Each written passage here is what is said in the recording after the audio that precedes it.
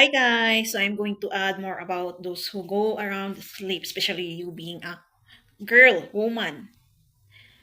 You don't just go there and give the glory for someone, especially boys. And those man, additional message for what I have opened a topic about sleeping around and those men that comes and talks about spirituality being also at the state of preachers. Who are those preachers? Pastors, priests, like this kind of online shares that actually not all are real, but they got it from someone, especially a woman that leads the message. Because the connection of man and woman in getting in involving themselves in that intimate part, they are getting. Even though we cannot explain truly reality, that's the connection of why people should do intimate also. The bind of woman and men as being one, so marriages should be sacred. And I'm seeing a lot of posts that only talking about covert narcissist as being one of that before, not totally covert, I can say some of the traits of covert narcissists, but they're not talking about malignant, the wicked ones. Maybe those who are talking about those covert is, they're one of them. Those malignant narcissists, or they are hiding something. Because those covert became covert because of malignant. We cannot deny that one because of the wickedness of that malignant, so that other person became covert. So I can say I more like to hear about toxic than narcissist because we have all have a tendency. So yeah, don't just go there and give that gold, I can say, because they call it also gold. That's why they, from the very beginning, if a person is, I can say, virgin, they call it gold because there are many things to get from that gold part. Not only in the heavenly feeling, because that's the only thing that we know about intimate between woman and men, but there's a lot. So I posted one in the short video, for my short video, and I have talked about also about the 144K, and I got some message from social media. So wow, thank you for who made this one. True, we really experience these kinds of from our own home, from others to, excuse me, because you are the message giver from God, a mission, I can say, a task, a purpose, or you're the curse breaker of your bloodline, of those matrix curses, sins that is being passed, etc. So, a motivation that I have seen at least a motivation for us because I know I experienced that also. This kind of tiredness, this kind of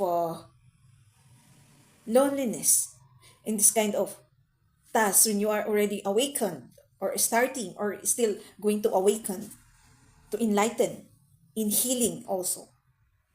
So I have already mentioned it that we needed really to experience this one for us to be strong and see what's really happening around, why we needed to. So let's hear, watch, and read. Do you really think it's a coincidence that you were separated from your mom? No, you're here for a reason, because you are a chosen one. This isn't random. God deliberately set you apart, and that pain you felt, it's not pointless.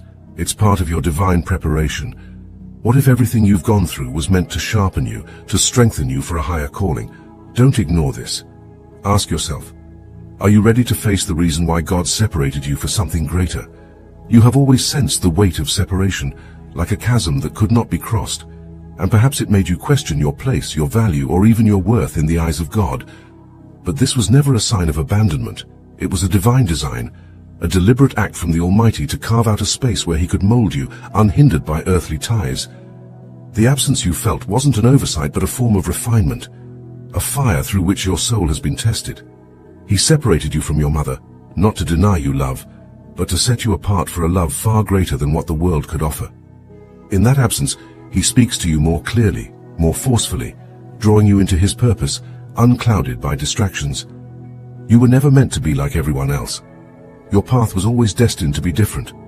From childhood, when others around you found comfort in the embrace of their mother's care, you may have found yourself standing alone, questioning why you felt the ache of isolation. But isolation was not weakness. It was strength building. It was God's way of teaching you reliance on Him. Like a warrior trained in the wilderness, stripped of comfort so that only the essentials remain, you were being honed for something higher. The very separation you wrestled with has been your spiritual forge. God sees the love you've longed for, the connection you may have envied in others. But that void was filled not by human hands but by divine intention. He needed you to be free from the confines of earthly attachment, because your mission goes beyond the typical bonds that tether most people. Your calling requires a different kind of strength, the kind that is not cushioned by constant affirmation or maternal warmth. Instead, you are sustained by the immeasurable, unshakable force of God's love. His hand, unseen by many, has been shaping you in ways that can only be revealed through such separation.